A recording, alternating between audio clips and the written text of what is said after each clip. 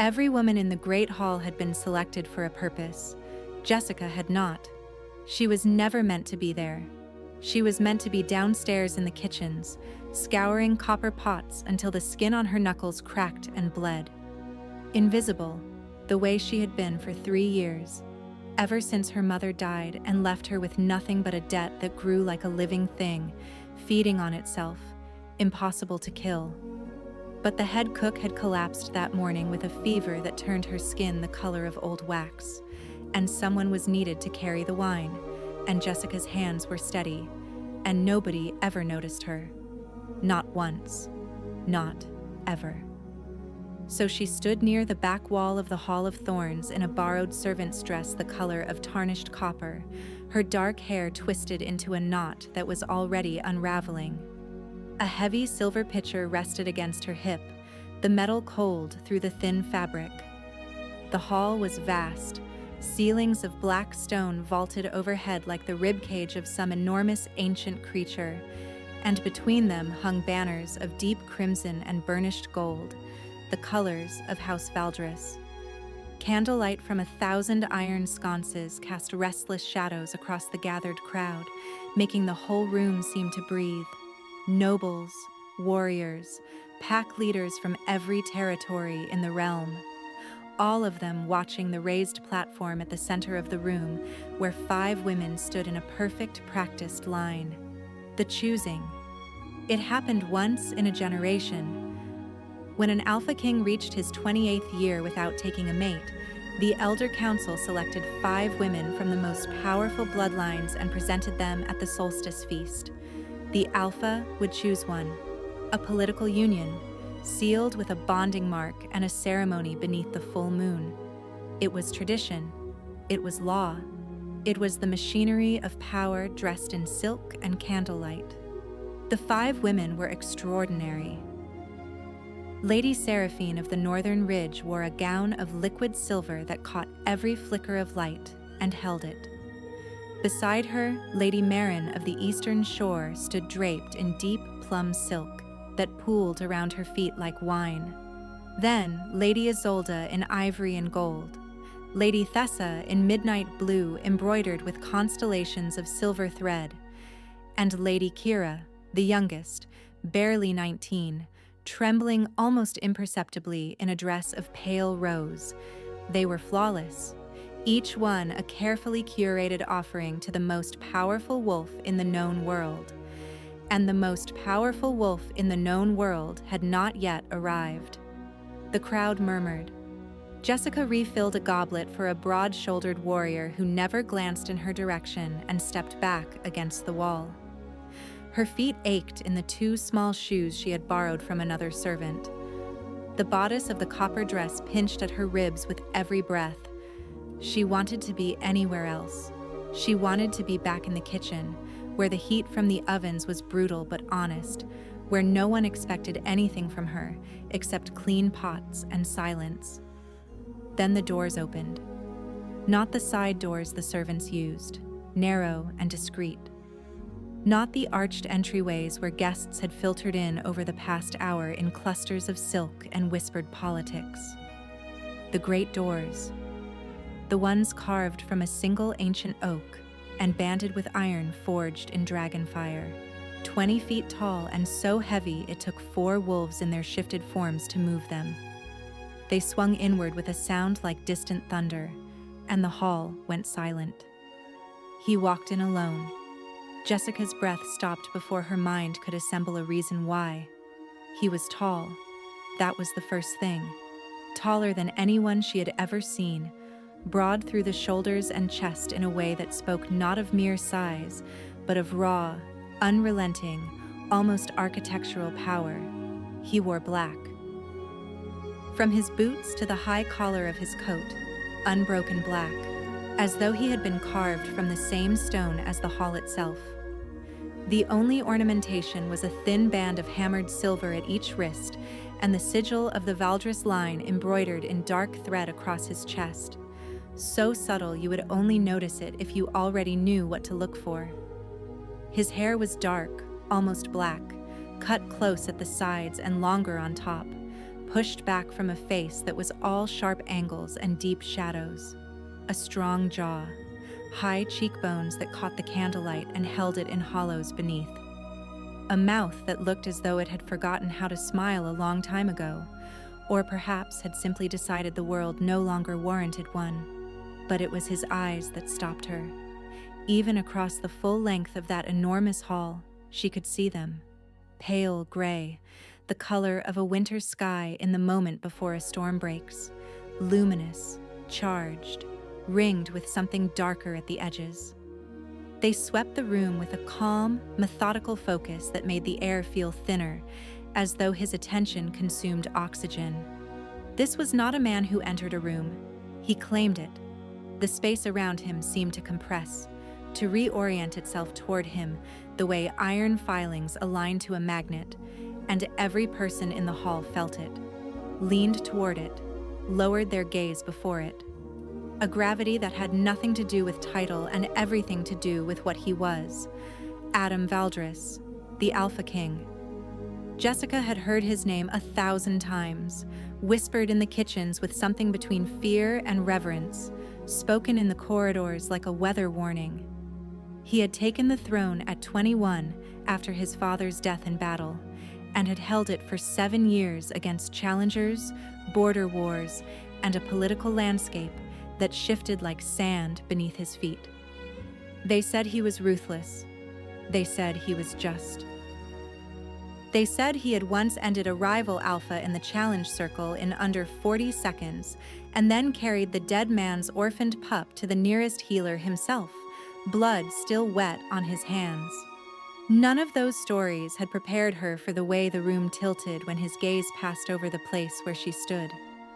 It lasted less than a heartbeat, a flicker, his pale eyes moving across the back wall the way they moved across everything, cataloging, assessing, dismissing. He could not pulled. A sharp, bright tug behind her pulled, a sharp, bright tug behind her sternum, like a thread she never knew existed had been yanked taut. Her fingers tightened on the pitcher. Her pulse kicked hard against her throat. Once, twice, a third time. She looked away, forced herself to look away. On the platform, the 5 women straightened as Adam approached. The elder council stood in their ceremonial robes of gray and white, 3 ancient wolves whose faces were carved with lines deeper than the stone walls themselves. The eldest of them, a woman called Hesta, stepped forward with both hands raised in the ritual gesture of presentation. "Alpha King," Hesta said, and her voice carried through the silent hall with the clarity of a struck bell. "The 5 territories have offered their finest daughters for your consideration. Each carries the bloodline, the strength, and the grace befitting a queen of the Valdris line. You may speak with each. You may take the evening to consider, or you may choose now. The decision is yours, and yours alone." A murmur rippled through the crowd. This was the moment every person in the hall had come for. The political calculation of a generation distilled into a single choice. Adam stopped at the base of the platform. He did not climb the steps. He stood there with his hands at his sides and looked at the 5 women, and Jessica watched his face and saw an expression she could not quite read. Not disinterest. Something heavier than that. Something that looked almost like exhaustion. The weariness of a man who had been offered the same thing in different packaging too many times. Lady Seraphine smiled at him. Confident, practiced, luminous. Lady Marin met his gaze with steady composure. Lady Isolde curtsied with fluid, rehearsed grace. Lady Thessa lowered her lashes in a gesture of demure invitation. Lady Kira looked as though she might collapse. Adam said nothing. The silence stretched. The candle flames swayed. The entire hall held its breath. Then he turned away from the platform. The murmur became a gasp. Jessica watched his face as he stepped down from the dais, and she saw something shift behind those storm-gray eyes, something that looked like recognition, like a compass needle swinging to true north after years of spinning. His nostrils flared, his jaw tightened. And then he was moving. Not toward the council, not toward the doors, not toward any of the noble families clustered in their finery along the edges of the room. He was walking toward the back wall, toward her. Jessica's heart slammed against her ribs so hard she felt the impact in her teeth. No, he was not. He could not be. She glanced behind her, certain she would find someone important standing there, someone who mattered, someone who belonged in this story. But there was nothing behind her except stone and shadow and a faded tapestry depicting some long-forgotten battle. She looked back. He was closer. 10 strides. 8. 5. His eyes were locked on hers and they were burning. Those pale gray eyes, burning with something that looked like fury and wonder and inevitability all tangled together in a knot that could never be undone. The pitcher trembled in her hands. He stopped 3 feet in front of her, close enough that she could see the pulse beating hard in his throat, close enough that she could smell him, something deep and warm, like cedar smoke and winter pine, and something beneath that, something that was purely, overwhelmingly him. And deep inside her chest, in a place she had sealed shut and tried to forget existed, something stirred. Not stirred, surged. Her wolf threw itself against the walls she had built around it with a force that made her sway on her feet, her vision blurring, her knees threatening to buckle. The entire hall was staring, every eye, every breath held. "What is your name?" His voice was low, rough at the edges like gravel wrapped in velvet. He was not asking because he was curious. He was asking because he already knew the answer mattered more than anything he had ever been told. Jessica opened her mouth, closed it. Her throat was sand. "I'm no one," she managed. "I'm just carrying the wine." Something moved across his face, not amusement, something warmer than that, something almost tender and infinitely more dangerous. "That is not what I asked." A pause. A breath. The whole world narrowing to 3 feet of candlelit air between a king and a kitchen servant. "Jessica," she whispered. "My name is Jessica." He said it back to her. "Jessica." And the way he spoke it, low and reverent, like a word he had been searching for his entire life and had only just found, made something crack open inside her chest.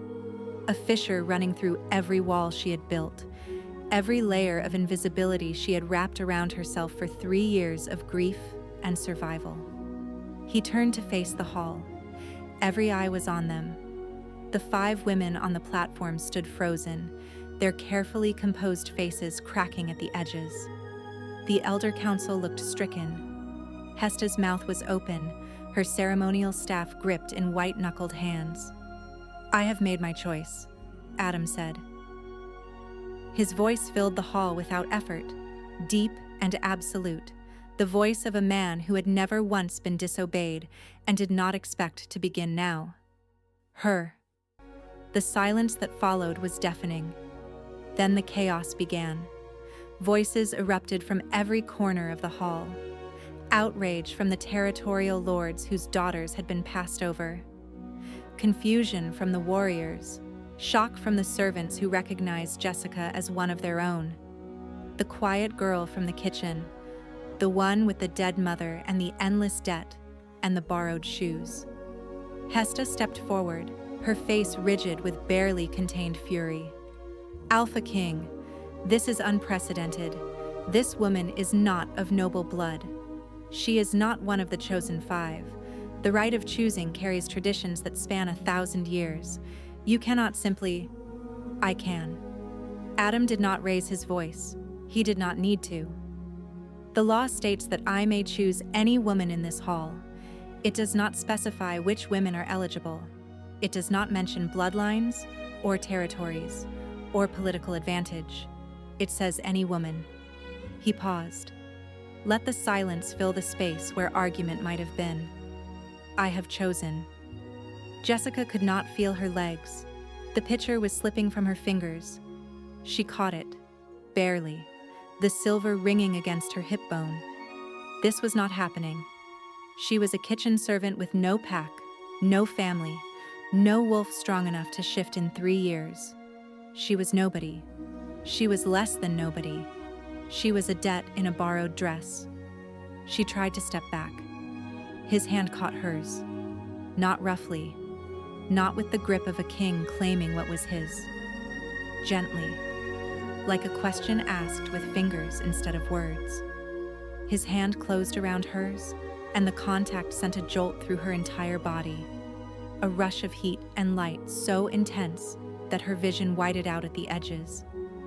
Inside her, her wolf howled. A sound she had not heard in so long she had forgotten what it felt like, what it meant, what it was. The howl filled her from the base of her spine to the crown of her head, and with it came a word. Mate. Not a thought. A knowing. Bone deep. Soul deep. The thread she had felt earlier pulled taut and sang a single perfect, devastating note that resonated through every cell she possessed. She looked up at him and saw the same recognition in his eyes. He had known. From the moment he walked through those doors, before his second step, before his second breath, he had known. I can't, she whispered. I can't even shift. My wolf has been silent for 3 years. I have nothing. I am nothing. His thumb traced a slow, deliberate circle against the back of her hand. His gray eyes held hers, and in them she saw something that a man like him, a man who ruled through strength and will and the unshakable certainty of his own power, should never have allowed another person to see. Vulnerability. You are the only thing in this room, he said quietly, that feels like breathing. The Lord of the Northern Ridge, Seraphine's father, stepped forward. A tall man with silver at his temples and eyes like blue ice. His voice was controlled, but barely. This is an insult to every territory that participated in the choosing. My daughter was promised consideration. If you think for one moment I will allow some packless servant girl to... Lord Harwin. Adam's voice dropped to something quiet and final, the kind of quiet that preceded avalanches. Finish that sentence carefully. Harwin stopped. The words died visibly in his throat. Your daughter was considered, Adam continued, his tone unchanged. I have chosen someone else. If you wish to challenge the decision, the circle is outside. I will meet you there whenever you are ready. Hesta tried once more, her voice strained with the effort of maintaining decorum. At the very least, allow the girl to be examined, her bloodline verified. She is my mate. Adam said the words simply, and they landed in the hall like a physical force. A shockwave that rippled outward through the crowd in whispers and gasps, and the sharp intake of 300 breaths. Verified by the bond itself, there is no higher authority. The word mate spread through the hall like fire through dry grass. Jessica felt it settle over her like a cloak, heavy, warm, terrifying, real. Adam looked at her then. Not at the hall, not at the council, not at the lords and ladies whose political calculations had just been reduced to ash. At her. And his expression softened in a way that transformed his entire face. Stripped the king away, peeled back the armor and the authority and the 7 years of brutal, solitary rule, and left just a man, standing in front of a woman, vulnerable and fierce and utterly certain. You don't have to do anything you don't want to do, he said, quietly, low enough that only she could hear, as though the rest of the hall had ceased to exist. If you want to walk away, I will let you go. I will face whatever comes from that. But I need you to know something. He paused. I have been looking for you for 7 years, and I did not know it until 30 seconds ago. Jessica's eyes burned. Her throat ached with the pressure of everything she could not say. Every logical thought in her head was screaming that this was impossible, that girls like her did not get chosen, that the debt she carried and the wolf she had lost and the years of invisibility had been the universe making it abundantly, unmistakably clear where she belonged. But the thread in her chest was singing, and his hand was warm around hers, and her wolf, her silent, broken, buried wolf, was pressing against the inside of her skin, straining toward him with a desperation that felt like drowning in reverse. "I don't even have proper shoes," she said, and her voice cracked on the last word. He looked down at her feet. At the two small borrowed shoes with the cracked soles and the worn leather that had belonged to someone else before they belonged to no one. And when he looked back up, there was something in his gray eyes that might have been the beginning of the first real smile he had allowed himself in years. "Then I'll carry you." He turned to the hall. "The feast continues. My mate will be seated beside me. Any objections may be brought to the council in the morning." A pause. "I would not recommend it." The crowd parted as he led her forward. Jessica felt every stare like a brand pressed to her skin. Her hand was trembling in his. She kept waiting to wake up, kept waiting for the moment when this shattered and revealed itself as the cruel joke it surely had to be. He felt her shaking. His grip tightened, not painfully, not possessively. An anchor. A promise made with pressure and warmth. He leaned down as they walked, his mouth near her ear, his breath warm against her skin. "I've got you. Whatever comes, I've got you." They sat at the high table. The feast resumed around them, but the energy in the hall had shifted. Charged, watchful, electric with the aftermath of something no one had expected and no one knew how to process. The 5 women had been escorted from the platform. Lady Seraphine's expression as she passed Jessica was carefully, exquisitely blank, but her eyes were sharp enough to cut glass. Jessica could not eat. She sat in her copper servant's dress with her dark hair falling loose around her face and stared at the plate before her. Roasted venison glazed with juniper, honeyed figs, bread still warm from the ovens, food she had helped prepare that very morning, standing in the kitchen with flour on her hands and no knowledge that her life was about to split in two. "You're not eating," Adam said beside her. "I'm not sure my stomach remembers what being full feels like." Something dark crossed his face.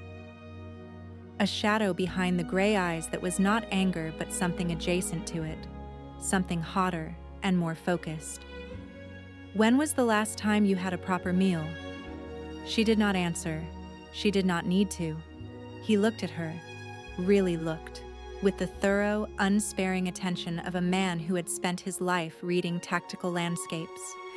And she watched him catalog the thinness of her wrists, the shadows beneath her eyes, the way the borrowed dress hung loose in places where it should have fit.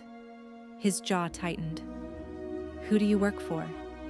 "The house steward, Lord Gavin." The name landed between them differently than she expected. Adam's expression did not change, but something behind his eyes went very, very still. The stillness of deep water before it freezes.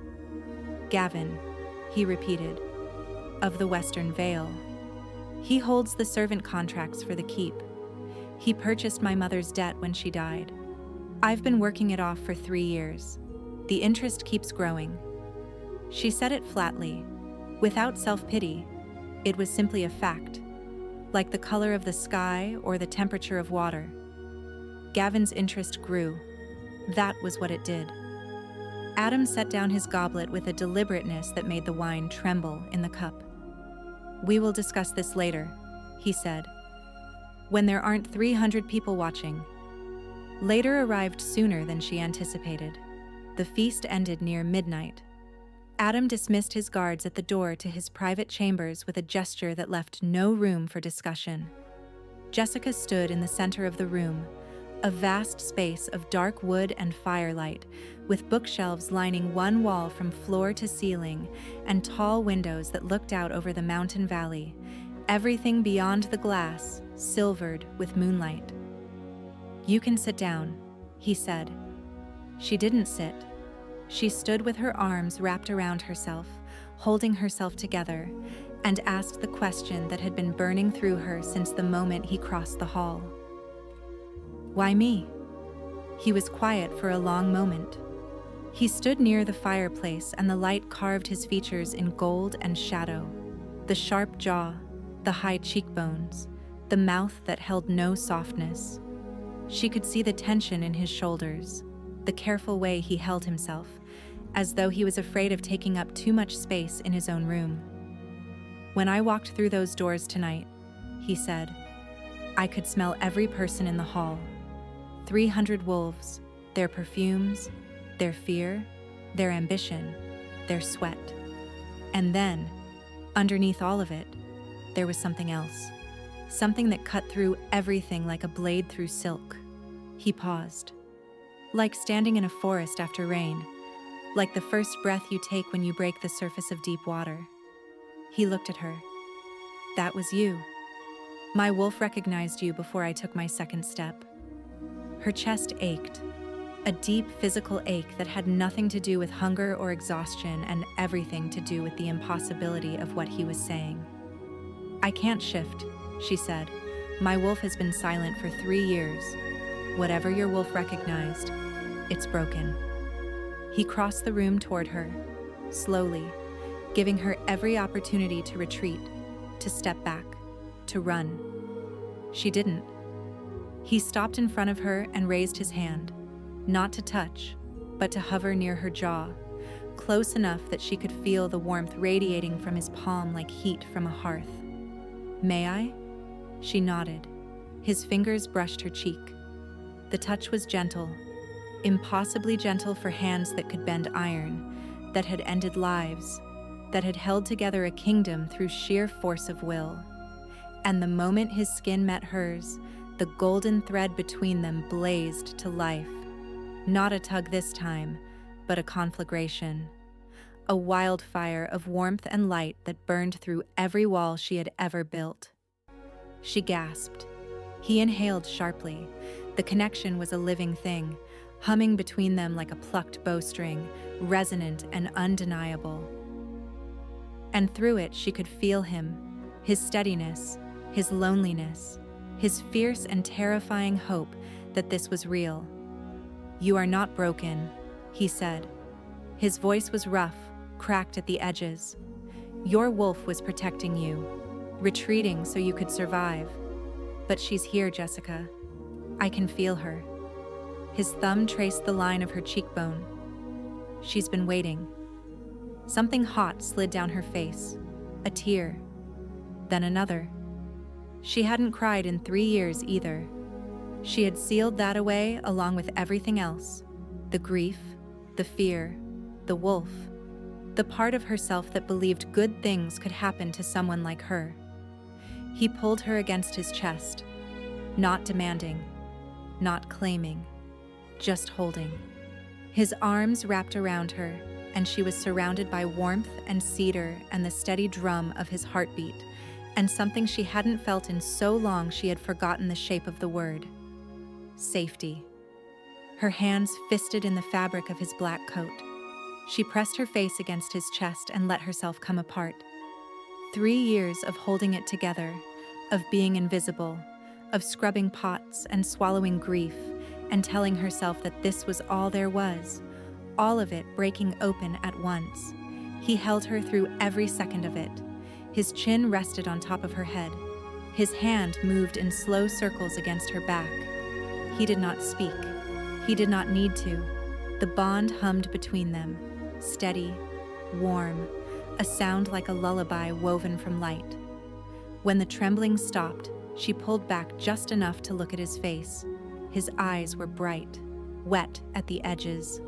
This man, who terrified an entire realm, who commanded armies and crushed rebellions and had not smiled in longer than anyone could remember, was standing in his own chambers with tears he refused to shed because a kitchen servant was crying against his chest. "I don't know how to be a queen," she said. "Good." The corner of his mouth curved, barely. The ghost of a smile that made his entire face look like it belonged to a different, softer, younger man. "I don't need a queen. I need you." She kissed him. She didn't plan it. She rose on her toes and pressed her mouth to his, and the world dissolved into warmth and want, and the golden thread singing between them at a pitch that made her entire body vibrate. His hands came up to cradle her face. He kissed her back slowly, deliberately, as though she were something precious and breakable. His lips warm and firm, tasting faintly of honeyed wine. And when she made a small, involuntary sound against his mouth, his self-control slipped just enough for her to feel the hunger beneath it. The vast, restrained, barely leashed hunger of a man who had been alone for a very long time. The bond between them sang, not hummed, sang. A crescendo that filled her body with golden warmth and reached down into the deepest part of her, where something stirred, stretched, opened its eyes. Her wolf. She felt it rise like a tide. Not the broken, silent creature she had carried for 3 years like a stone in her chest, but something fierce and whole and incandescent with recognition. It pressed against the inside of her skin, and for one dizzying, impossible moment, she felt the shift flicker through her, the crack of bone wanting to reshape, the surge of power she had believed was gone forever. Adam felt it too. He pulled back, his eyes wide, his breath ragged. "Jessica." "I felt her," she whispered. "She's here." His forehead dropped to hers. His hands trembled where they held her face. The Alpha King, trembling. For her. "I told you," he breathed. "I told you she was waiting." The next 3 days were a storm. The Elder Council convened emergency sessions that stretched from dawn to midnight. Lord Harwin of the Northern Ridge filed a formal protest of the choosing, his words precise and furious, and laced with the particular venom of a man whose political investment had just evaporated.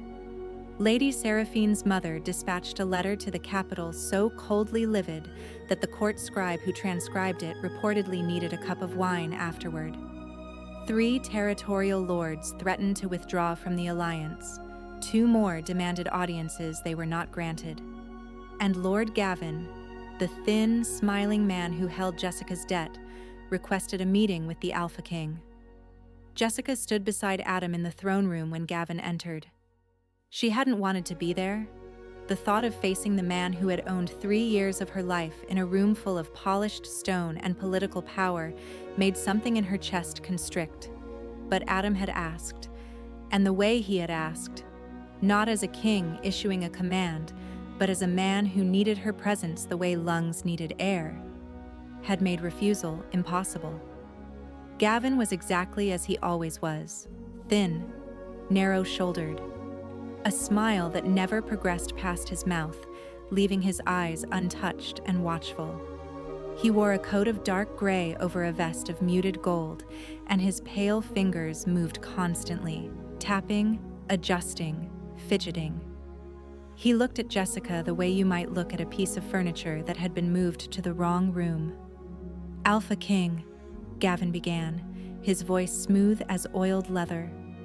"I come to discuss a matter of obligation. The girl, your chosen, carries a debt to my household. Her mother borrowed extensively before her death, and the contract is legally binding. I'm afraid that until the full sum is satisfied, she remains, technically, under my authority." Adam said nothing for a long moment. He sat in the throne of black stone and silver, and his expression was perfectly, terrifyingly serene. "How much?" he asked. 300 gold marks with accrued interest. Her mother borrowed 60. Jessica said it before she could stop herself. Her voice was steady, but her hands were fists at her sides.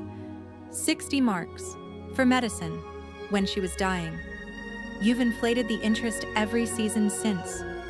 Gavin's smile tightened by a fraction. The terms were agreed upon. The terms, Jessica continued, and she felt her wolf pressing forward inside her, lending its heat to her voice. Were agreed upon by a woman delirious with fever who would have signed anything to make the pain stop. You knew that. You counted on it. Silence. The court watched. Adam watched. His face had not changed, but the bond between them pulsed, and through it Jessica felt something white-hot. Rage, not directed at her, for her. Lord Gavin, Adam said. His voice was quiet, almost pleasant. That was infinitely worse than shouting. I have had your financial records examined, all of them. Every contract you hold across the Western Vale. Would you like to know what my auditors discovered? Gavin's face lost a shade of color. I'm sure there are minor discrepancies. 47 servants held under fraudulent debt contracts, interest rates exceeding legal limits on 31 of them. 3 instances of contract alteration after signing. Adam stood. The movement was slow, unhurried, the way a predator rises when it has already confirmed that the prey cannot run. Jessica's debt is void. All 47 contracts are void, and you, Lord Gavin, will face a tribunal of the full council. He paused. I would suggest you do not attempt to flee. My wolves are considerably faster than you. Gavin's composure shattered like thin ice. His face twisted, and he turned to Jessica with something ugly and desperate in his eyes. You ungrateful little... Adam moved. One heartbeat he was by the throne. The next he was between Jessica and Gavin, and his hand was around the Lord's collar, not lifting, not choking, just holding. Holding him the way you might hold something fragile that you were calmly deciding whether or not to break. Finish that sentence, Adam said softly. Please. Gavin did not finish the sentence. The guards escorted him from the room. The door closed. The echoes faded. And Adam turned to Jessica with the rage still smoldering behind his eyes, transforming as he looked at her, softening, shifting, becoming something else entirely. Are you all right? She nodded, shook her head, pressed both hands to her face and laughed. A strange, raw, cracked sound that was half sob. You pulled his financial records? The morning after the feast. Because of me? Because a woman who cannot remember the last time she ate a full meal told me that her interest keeps growing, and I wanted to dismantle his house stone by stone. He said it simply, factually, as though wanting to destroy a lordship for her was as natural and unremarkable as drawing breath. She crossed the space between them and took his face in her hands. He went still, completely, absolutely still, like a wild creature submitting to a touch it had never experienced before. Adam Valdres, she said, you terrifying, impossible man. Is that a compliment? I'm still deciding. She kissed the corner of his mouth, felt the bond between them hum with warmth and want, and something that might, cautiously, tentatively, have been the beginning of joy. That night, under the full moon, her wolf returned. Adam stood with her in the castle courtyard, bare feet on cold stone, the sky a dome of stars with the moon suspended at its center, full and silver, pouring light across the world like water. The bond between them was blazing, a golden thread she could almost see now, stretching from her chest to his, vibrating with a frequency that resonated in her bones. Don't fight it, he murmured. Let her come. Jessica closed her eyes. She felt it building, the surge of heat. The wild, ancient, magnificent power that had been sleeping inside her for 3 years, buried under grief and debt and survival, and the slow, grinding erosion of being treated as nothing by a world that had no use for her. But she was not nothing. She was his, and he was hers. And her wolf had known it from the moment he walked through those doors. The shift took her like a wave breaking over stone. She cried out, not in pain, but in release. 3 years of silence cracking open like a dam, 3 years of walls collapsing, and then she was falling forward onto 4 paws, and the world exploded into scent and sound and silver moonlight. She was silver. Her wolf was silver, sleek and luminous as polished steel, catching the moonlight along every line of muscle and fur. And when she threw back her head and howled, the sound that tore from her throat was the most beautiful, devastating, victorious thing she had ever heard. Adam shifted beside her. His wolf was enormous, black as the space between stars, the same pale gray eyes burning with recognition and something deeper than love, something that predated language and lived in the marrow of the world. He pressed his muzzle against her neck, and the bond between them snapped into its final, irrevocable place with a sound like a great bell being struck. Clear, resonant, eternal. They ran together through the mountain passes, silver and black against the snow, 2 wolves moving in perfect tandem beneath a moon that watched them with ancient, approving eyes. And Jessica felt the last 3 years fall away from her like chains she had been dragging through mud, dissolving behind her with every stride, every breath, every beat of her wild and newly awakened heart. When they shifted back at dawn, breathless and laughing, when had she last laughed? He wrapped his coat around her bare shoulders and pulled her close. His face was open in a way she had never seen it, unguarded, young. "You're staying," he said. Not a question, not a command, a hope, spoken aloud in a voice that trembled at the edges. "You couldn't make me leave if you tried," she told him. 2 months later, the Western Vale had a new lord, one chosen by the freed servants themselves. Gavin's trial had been swift and public and merciless. Jessica had stood before the tribunal with her chin raised and her wolf burning steady and bright behind her eyes, and she had spoken the truth in a voice that did not waver, and 47 people had walked free.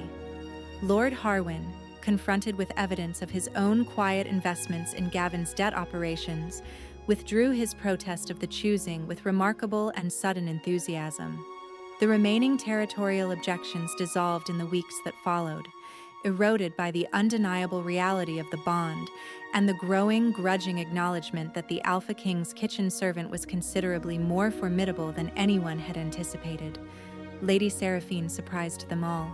A parcel arrived at Jessica's chambers one morning, a pair of exquisite leather boots, butter soft and perfectly sized, accompanied by a note written in an elegant hand.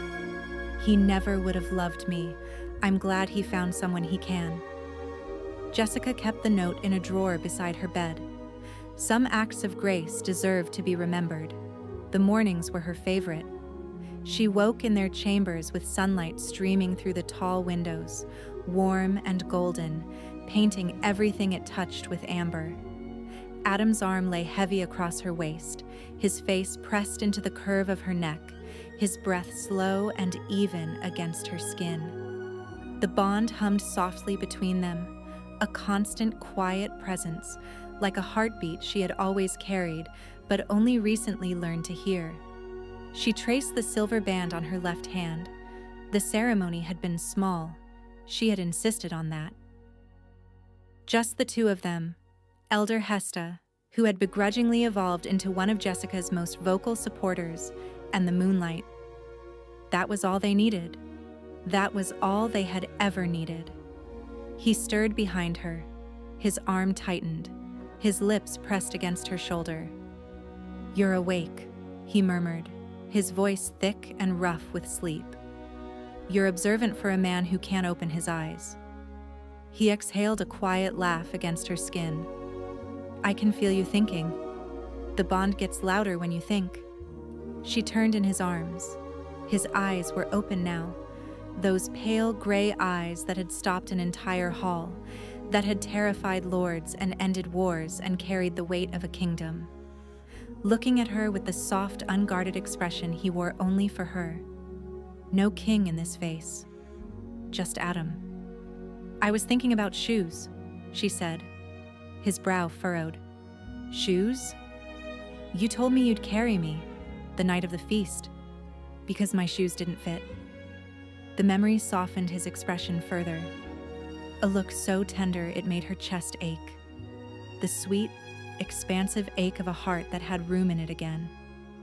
I meant it, he said. I know you did. She traced the line of his jaw with her fingertip. That's when I knew. Knew what? That I was going to let myself fall.